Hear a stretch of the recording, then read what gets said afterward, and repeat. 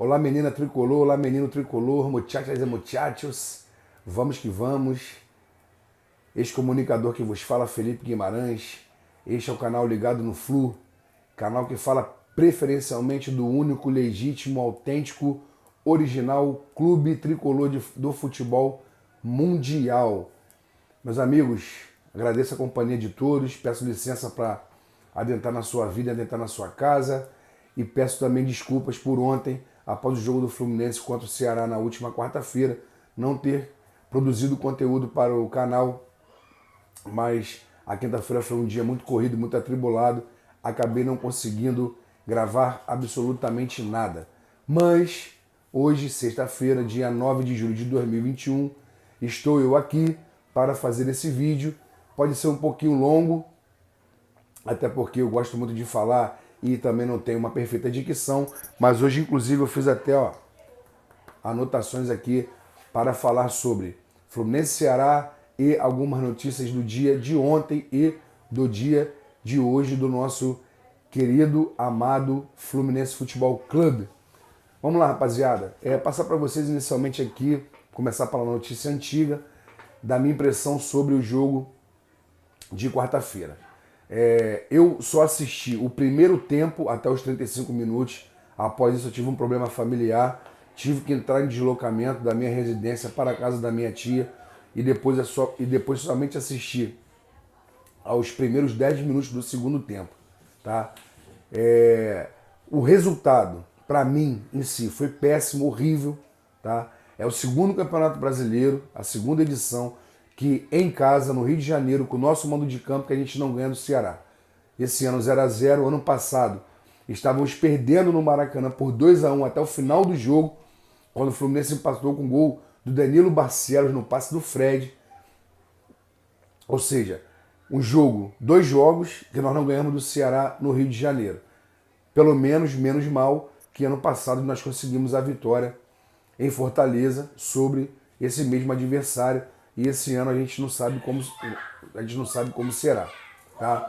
Mas a impressão que eu tive desse jogo, o Fluminense começou com uma formação completamente surpreendente, vinda do técnico Roger Machado, tá?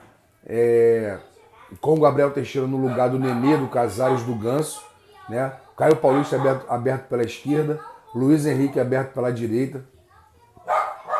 Um time muito veloz, muita velocidade no meio de campo, o Calegari poupado, o Martinelli poupado, o André começou de titular junto com o Iago, e um time com muita correria, com muita velocidade, com muita dinâmica.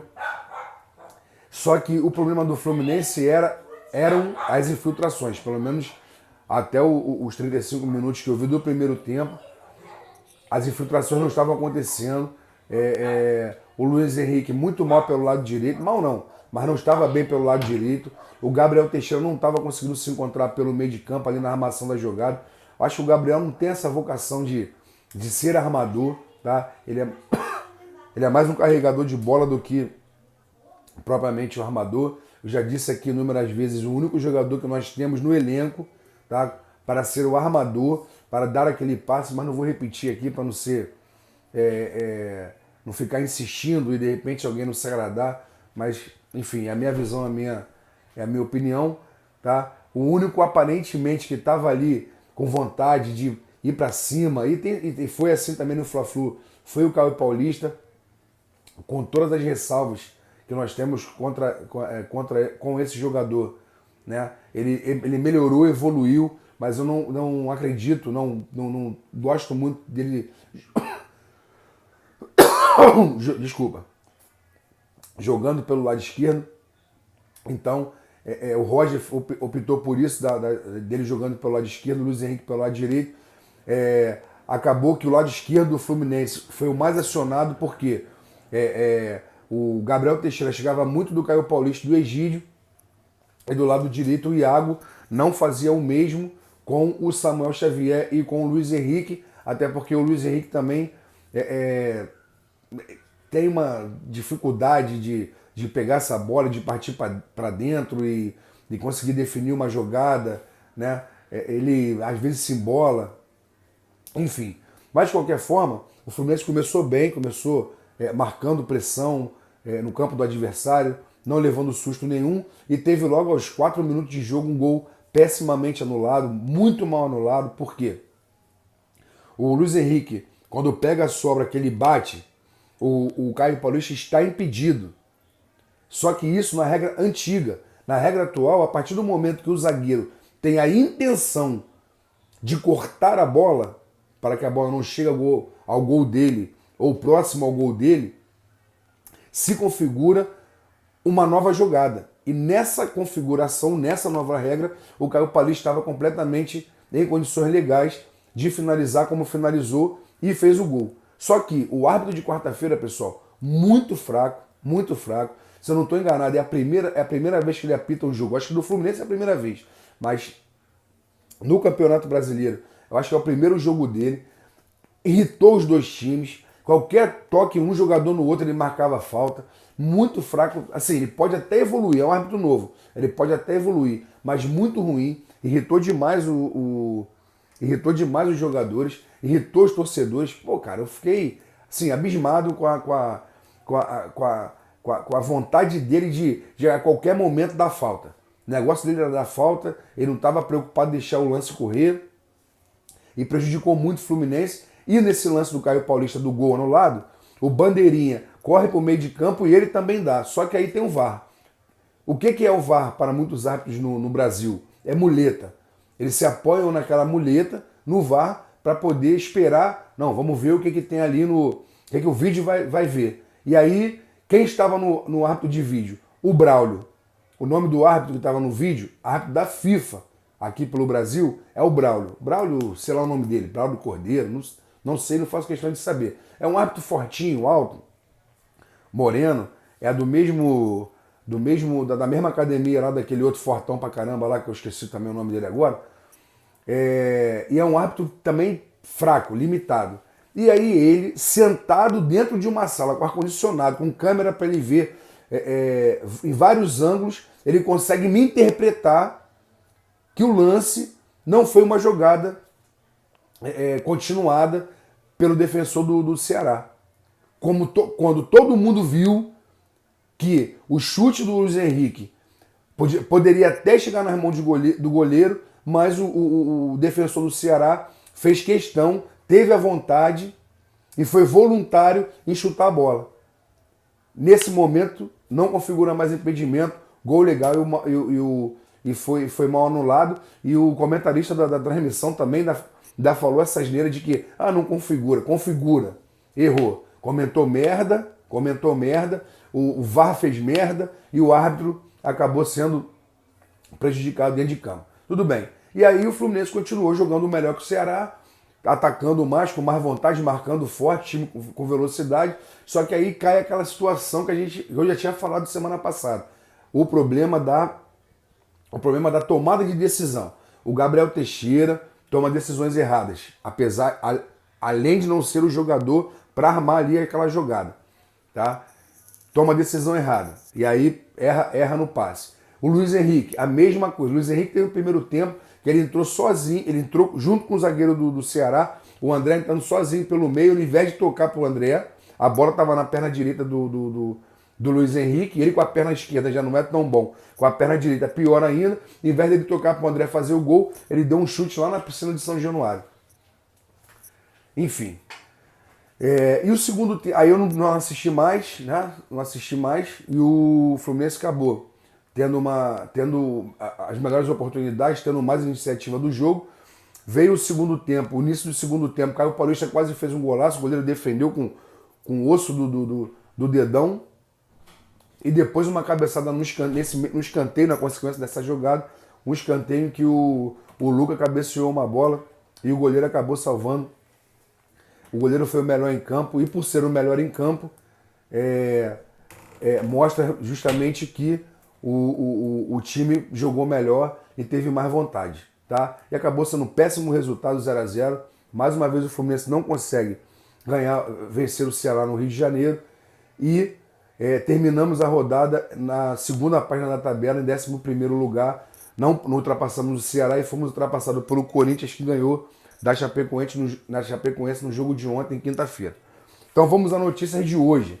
Vamos à notícia de hoje, falar de Fluminense, tá? Na verdade, a notícia de ontem, inicialmente, é o Fred, que saiu lesionado aos 17 minutos do primeiro tempo.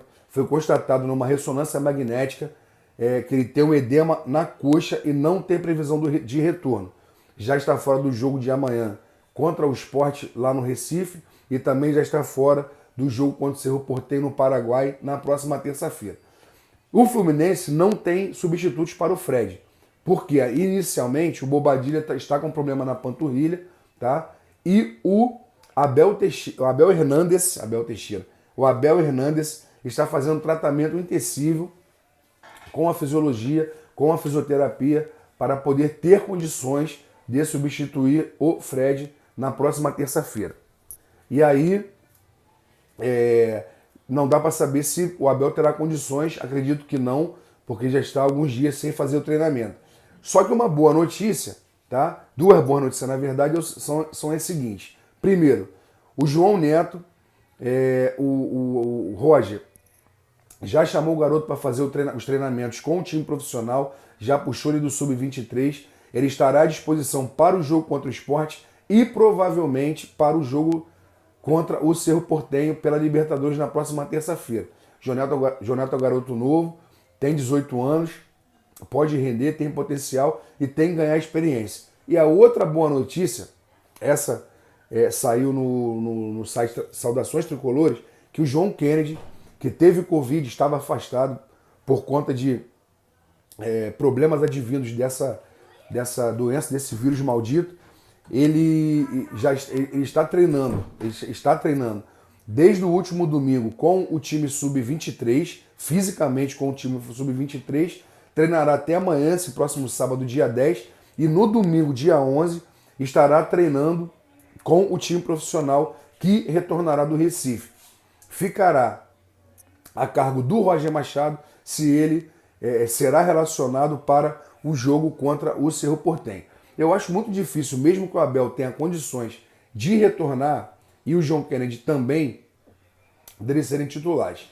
É muito provável que o Luca, que substituiu o Fred contra o Ceará, não fez uma partida muito boa. Nós sabemos que o Luca tecnicamente tem suas limitações, apesar eu particularmente achar que ele pode render, mas não tem tantas condições assim. A gente consegue ver, teve alguns erros bizonhos aí contra o Ceará, mas ele provavelmente será o titular amanhã contra o Sport ou não, pode ser o João Neto, mas provavelmente contra o Cerro Porteño será o titular, porque eu não acredito que o John Kennedy e o Abel tenham condições desse jogo, mas tudo pode acontecer. Faltam 4 dias para o jogo, né? Vamos ver. Mais duas notícias sobre acordos na Justiça do Trabalho.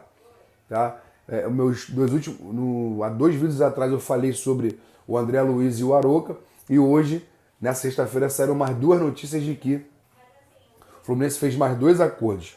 Um com o Meia Wagner, que foi campeão brasileiro em 2012 com o Fluminense, e campeão carioca também, e outro com o Meia Chiquinho, tá? Que teve uma passagem aqui, se eu não estou enganado, em 2013, 2014, alguma coisa desse tipo. Tá? O Meia Wagner, o valor que ele tinha um acordo já de pouco mais de 1.200.000 reais. Esse acordo foi refeito. O Fluminense agora pagará próximo de 1.450.000 em 36 vezes, sendo que em até 10 dias o Fluminense tem que pagar o Wagner 200.000 como se fosse uma entrada. Tá? Caso o Fluminense atrase ou descumpra, 15% de multa sobre os valores atrasados e a possibilidade da antecipação do valor devido.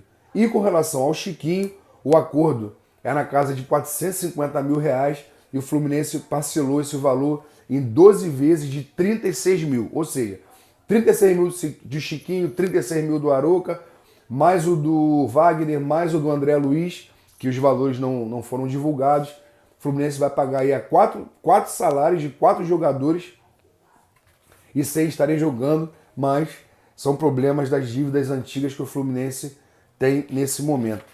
Mas o mais importante é estar fazendo esses acordos e pagar a esses jogadores para que o Fluminense não tenha mais as rendas, os seus valores de patrocínio, bilheteria, quando voltar a bilheteria,